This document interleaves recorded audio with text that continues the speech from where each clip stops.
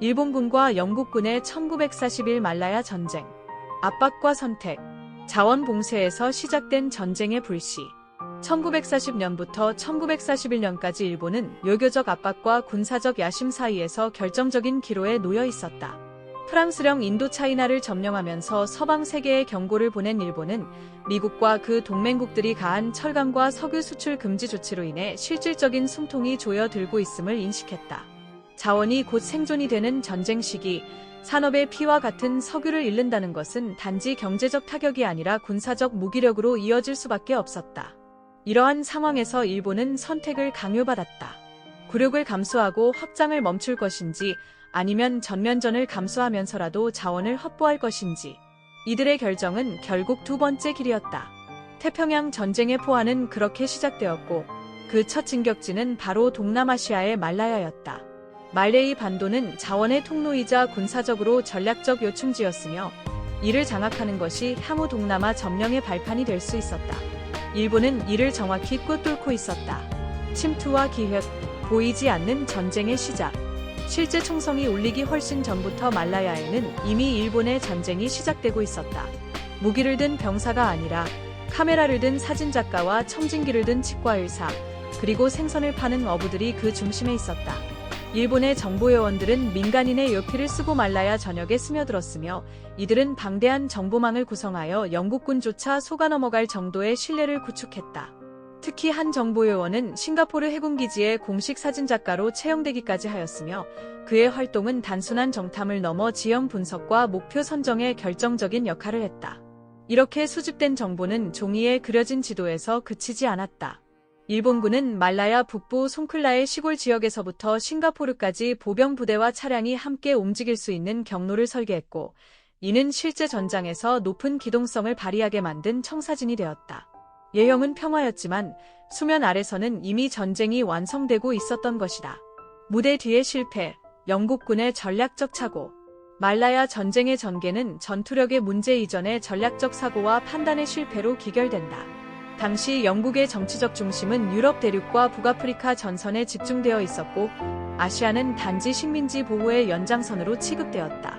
영국 총리 윈스턴 처칠조차 인도차이나에서 일본군이 점차 세력을 확장하고 있음에도 이를 실질적인 위협으로 받아들이지 않았다. 본토와의 거리, 병력 배치의 한계, 그리고 무엇보다 자만심은 지원 부족이라는 결과로 이어졌다. 결과적으로 말라야와 싱가포르 방어선은 사실상 외면당한 전선이었다. 영국군은 열대 지역에 맞는 전투 훈련도 부족했으며 일본군의 기동성과 치밀한 계획을 과소평가했다. 반면 일본은 각종 열대성 질병에 대비한 위생 시스템, 정보 수집, 정글 전투 훈련을 철저히 수행하며 철두철미하게 준비된 상태였다. 전쟁은 군사력의 크기만으로 결정되지 않으며 그 준비의 질과 방향성, 그리고 무엇보다 상대에 대한 정확한 인식이 승패를 가른다. 말라야 전쟁은 그 교훈을 고스란히 남겼다. 전장의 소리, 공중전과 해전의 단절. 전투는 정보를 기반으로 하지만 실행의 순간에는 오차와 혼란이 결정적인 영향을 끼친다. 1941년 12월 일본군의 해상 공격에 대응하던 영국 해군의 제트 함대는 일본의 맹렬한 공격 앞에 붕괴되었고 연합된 영국 공군의 지원은 허공에서 무너졌다. 453편대는 일본군의 침공에 대한 정보를 제때 전달받지 못했고 심지어 조난 신호를 듣고 출격했을 때는 이미 전황이 끝난 뒤였다. 오후 1시 18분 영국의 버팔로 전투기들은 프린스 오브 요일즈함의 침몰 현장을 공중에서 목격할 수밖에 없었다. 참담한 패배만이 남아있었다. 더욱 치욕스러운 점은 일본 정찰기가 영국 공군의 탐지망을 피해 교묘히 움직였다는 사실이었다. 공중 제공권과 통신망의 붕괴는 곧 전장의 지배력을 잃는 것을 의미하며 이 순간부터 영국은 말라야의 하늘과 바다에서 주도권을 상실했다. 기술과 지휘 체계의 부조화가 낳은 전장의 침묵은 이후 전투마다 되풀이되는 패배로 이어졌다. 인간의 경계선, 포로 학살과 전쟁의 어두운 그림자. 전쟁의 잔혹성은 총과 포탄을 넘어서 인간의 심연을 드러낸다. 무아르용펑 간 주요 도로, 일본군은 포로들을 전선으로 묶어 기관총 진지 앞을 걷게 했고 그것은 단순한 이동이 아닌 사형 집행에 가까웠다. 일부는 총격을 피했지만 압수한 가솔린을 부어 산채로 불태워지는 잔혹함은 살아남은 자조차 삶을 포기하게 만들었다. 그 후의 장면은 인간이라면 차마 상상할 수 없는 지경에 이르렀다. 시체를 쌓고 그 위를 트럭으로 달리는 모습, 다리에 묶인 채 총을 맞거나 강물에 버려진 시신들. 이 모든 것이 단순한 군사작전이 아니라 공포 그 자체였다. 이 장면들은 전쟁의 윤리와 인간성에 대한 질문을 던진다. 포로의 생명은 명예의 문제가 아니라 국제법의 범위 안에 있어야 한다. 그러나 이 전선에서는 그런 경계선이 존재하지 않았다. 말라야에서 벌어진 전쟁은 단순한 국토의 점령이 아니라 인간 존엄의 파괴라는 더 깊은 참상을 남겼다. 전쟁이 사람을 바꾸는 것이 아니라 사람 속에 있던 어두움을 끌어내는 과정임을 여실히 보여준 장면이다. 다시 돌아봐야 할 전선, 전략, 지리, 그리고 인간. 말라야 전쟁은 단지 하나의 지역 분쟁이 아니었다.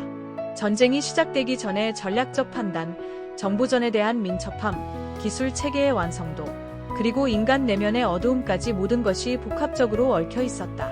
일본군은 정글을 길로 삼고 정보로 무장한 채 달려들었고, 영국군은 자만과 오판 속에서 방어선을 쌓았다.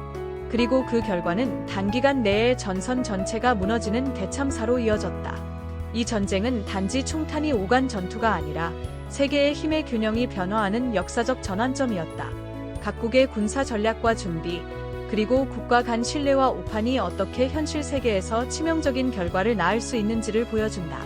전쟁은 숫자나 무기의 문제가 아니라 그것은 지리에서 시작되며 정보에서 결정되고 결국 인간의 의지와 판단에서 기결된다.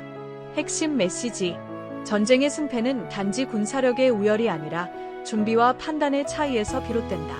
정보, 지형, 전략, 병사의 사기까지 전쟁은 수많은 비군사적 요소와 맞물려 있다. 정글과 같은 낯선 환경에서도 유연하게 적응한 쪽이 결국 살아남는다. 추천글. 군사 전쟁사를 깊이 있게 이해하고 싶은 이들에게 반드시 권할 만한 책이다.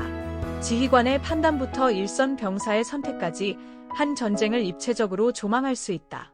전쟁을 알면 세계가 보인다는 말이 실감나는 드문 전장 리포트다.